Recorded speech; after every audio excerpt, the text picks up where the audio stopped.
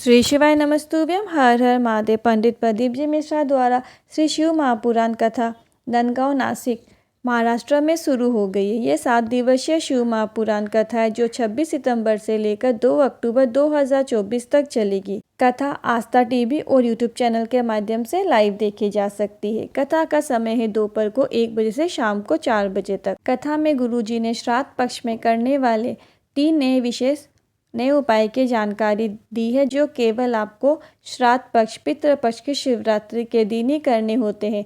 इन 3 उपायों को गुरुजी ने आज से पहले कभी वर्णन नहीं किया है। तो ये उपाय कौन से हैं और किस विधान के लिए आपको करने हैं, इसके लिए आप वीडियो में अंत तक बने रहे। 27 सितंबर 2024 दूसरे दिन की कथा में गुरुजी ने कुल मिलाकर 14 उपाय, पत्र और उपयोगी जानकारी दी है। सभी की जानकारी आपको इस वीडियो के माध्यम से प्राप्त होगी। यदि किसी कारणवश आप आज की कथा नहीं सुन पाए हो तो पूरी कथा का रसतत्व आपको छोटे से वीडियो के माध्यम से प्राप्त होगा। आइए शुरू करते हैं। कथा शुरू करते ही गुरुजी ने कहा, शिव महापुराण की कथा कहती है कि हमें बाबा बनना नहीं है, बल्कि शिव महापुराण की कथा ये कहती है कि हमें बाबा का बनना है, हमें महादेव का बनना है। बढ़ते कथा की दूसरी विशेष जानकारी की ओर गुरुजी ने कहा, समय पर अगर ब्रेक नहीं लगाया जा सकता, समय को अगर वापस रिवर्स नहीं किया जा सकता, समय को वापस नहीं लाया जा सकता, तो शिव महापुराण की कथा कहती है जो समय अभी चल रहा है उसे हमें परमात्मा की भक्ति में लगाना है और जीवन का हमें आनंद लेना चाहिए। बढ़ते हैं कथा की तीसरी विशेष जानकारी की ओर गुरुजी ने कहा, हम आपको हमेशा इसीलिए कहते हैं कि शिवलिंग पर 1 लोटा जल चढ़ाना चाहिए, क्योंकि जल चढ़ाने के लिए जब आपका हाथ महादेव की ओर आगे बढ़ता है तो महादेव वो हाथ को पकड़ लेते हैं और आपको कभी गिरने नहीं देते। बढ़ते हैं कथा की चौथी विशेष जानकारी की ओर गुरुजी ने कहा, साधु बनना सरल है, साधक बनना सरल है, सन्यासी बनना सरल है, पर ग्रस्त जीवन में रहकर माता पिता, भाई बहन, भाभी के साथ रहकर परमात्मा की भक्ति करना कठिन है। और अगर आप ग्रस्त जीवन में रहकर भगवान की भक्ति कर पा रहे हैं तो ऐसे में आपको भगवान की शरणागति प्राप्त होती है, ये निश्चित है। बढ़ते हैं कथा की 5वीं विशेष जानकारी की ओर। लक्ष्मी जी पत्र लेकर आए, मुझे 1 बेटा और 2 बेटियां हैं। मेरे पति बस कंडक्टर है, जिम्मेदारियां बहुत थी, पर पति गलत संगत में पड़ गए। मेरे बेटे ने इंजीनियरिंग की पढ़ाई की और उसे कहीं पर भी नौकरी नहीं मिल रही थी। उसने सोचा कि कोई प्राइवेट जॉब भी मिल जाए तो अच्छा होगा, ताकि घर पर थोड़ी मदद हो जाएगी, पर उसे प्राइवेट नौकरी भी नहीं मिल पा रही थी। आपकी कथा सुनना शुरू किया, पशुपतिनाथ का व्रत किया, 1 लोटे जल का वर्णन मैंने अपने बेटे को बताया। मेरे बेटे ने पशुपतिनाथ का व्रत किया और 1 लोटा जल चढ़ाना शुरू किया। बेटे की PWD विभाग में सरकारी इंजीनियरिंग के पद में उसकी नौकरी लग गई है। इसी का आभार व्यक्त करने के लिए कथा पंडाल में आई हूँ। बढ़ते कथा की 6ठी विशेष जानकारी की ओर गुरुजी ने कहा, कोई जल्दी बनता है, कोई लेट बनता है, पर शिव पर जल चढ़ाने वाला एक दिन सेठ जरूर बनता है, ये निश्चित है। शिव पर चढ़ाया गया जल का फल आपको आज नहीं मिल रहा है, कल नहीं मिल रहा है, पर कभी नहीं मिलेगा ऐसा नहीं है, आपको कभी ना कभी ज़रूर इसका फल मिलेगा, क्योंकि शिव पर चढ़ाया गया जल कभी भी खाली नहीं जाता। बढ़ते कथा की 7वीं विशेष जानकारी की ओर गुरुजी ने कहा, पितृपक्ष में, श्राद्ध पक्ष में अगर आप पार्थिव शिवलिंग का हम निर्माण करते हैं तो पार्थिव शिवलिंग का निर्माण करते समय मन में जो कामना होती है उसे भोलेनाथ पूर्ण कर देते हैं। भोलेनाथ पार्थिव शिवलिंग के निर्माण के समय आपके मन की बात को जान जाते हैं और आपकी कामना पूर्ण कर देते हैं। बढ़ते कथा की 8वीं विशेष जानकारी की ओर। श्राद्ध गुरुजी ने श्राद्ध पक्ष में 3 बिल्कुल नए उपाय की जानकारी दी है, जिसमें से 2 उपाय ऐसे हैं जिसे आप इस श्राद्ध पक्ष में कभी भी किसी भी दिन कर सकते हैं और एक ऐसा उपाय जिसे आप श्राद्ध पक्ष की शिवरात्रि में ही किया जाता है। तो वो उपाय तो वर्ष में सिर्फ 1 बार ही करना होता है, पर आपको बता दें अभी पहले वह उपाय बता रहे हैं जो श्राद्ध में आप आने वाले दिनों में कभी भी कर सकते हैं। जिनका विवाह नहीं हो रहा है श्राद्ध पक्ष में, उन्हें बिल्कुल नया उपाय करना है। अच्छा रिश्ता नहीं आ रहा है, मंगल विवाह नहीं हो रहा है, रिश्ते की प्राप्ति के लिए आपको ये उपाय करना है। आपको अपने सीधे हाथ की 1 उंगली में घी लगा लेना है और ये घृत लगा लेना है। घृत से तात्पर्य है कि देसी गाय का घी। आपको अपने हाथ की 1 उंगली में घी लगा लेना है और इसी उंगली का उपयोग करते हुए शिवलिंग में घी का लेपन करना है।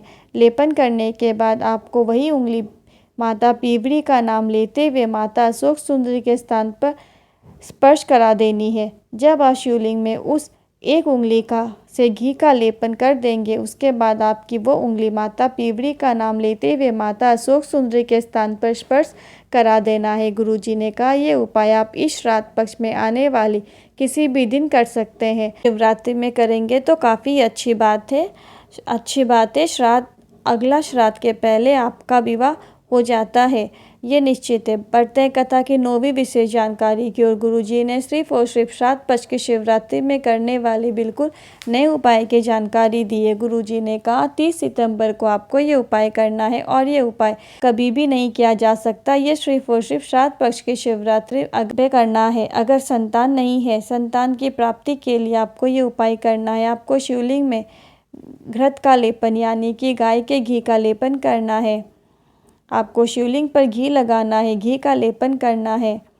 करने के बाद आपको शिवलिंग पर 1 कलश जल अर्पित कर देना है। शिवलिंग पर 1 कलश जल अर्पित करने के बाद थोड़ा सा जल आपको प्राप्त कर लेना है और उस जल को अपने घर पर लेकर आना है और पति पत्नी दोनों को उसका आचमन कर लेना है। और जो घी आपने शिवलिंग पर लगाया था उसमें से थोड़ा सा घी भी लेकर आए और घर पर दोनों पति पत्नी उस घी का थोड़ा सा आचमन कर ले। संतान सुख होकर ही रहता है, ये निश्चित है। बढ़ते हैं कथा की 10वीं विशेष जानकारी की ओर। गुरुजी ने कहा जिन बेटा और बेटी का इंटरव्यू में सिलेक्शन नहीं हो रहा है या फिर बैठने वाले हो, कोई एग्ज़ाम देने वाले हो तो उसका प्रयास कर रहे हो, तो आपको अपनी पढ़ाई चौगुनी करनी है, मेहनत आपको चौगुनी करना शुरू कर देना है। और साथ ही साथ श्राद्ध पक्ष में एक नए उपाय करना है जो आपको श्राद्ध पक्ष के शिवरात्रि वाले दिन करना है, जिससे कि आपको नौकरी में भी सफलता मिलेगी और यदि आपको एग्ज़ाम देने जा रहे हो उसमें भी आप सफल हो जाओगे। आपको इसके लिए बेलपत्र की बीच वाली पत्ती पर घी लगाना है। घी लगाते हुए आपको शिवलिंग पर चढ़ा देना है। जब आप बेलपत्र शिवलिंग पर चढ़ाए तो ध्यान रहे कि उसकी डंडी का मुख माता अशोक सुंदरी की इस जगह पर रहे, यानी कि जब आप बेलपत्र चढ़ाए तो डंडी का मुख जलाधारी की तरफ रखे, उत्तर दिशा की तरफ रखे। आपको कर्म करना है, साथ ही भोलेनाथ पर विश्वास रखना है। आपको सफलता निश्चित ही देखने को मिलेगी।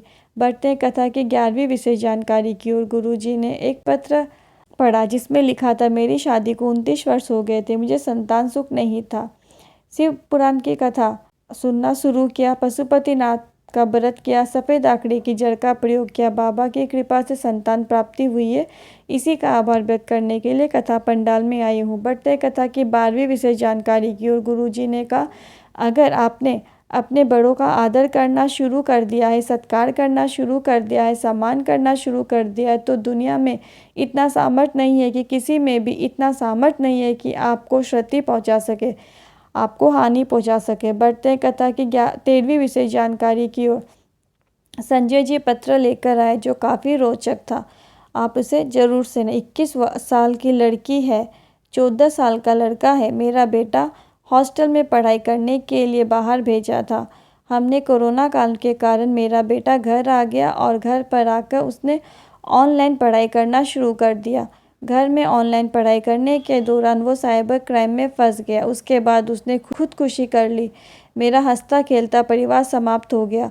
मेरे 21 साल की बेटी खूब रोती रहती कि इसका इतना बड़ा भाई कहाँ चला गया। मेरी पत्नी ने किसी से कुछ भी नहीं कहा, वो सिर्फ शिव मंदिर में जाकर वहाँ पर रोती और बाबा से बोलती बेटा चला गया है, आपको ही देना है।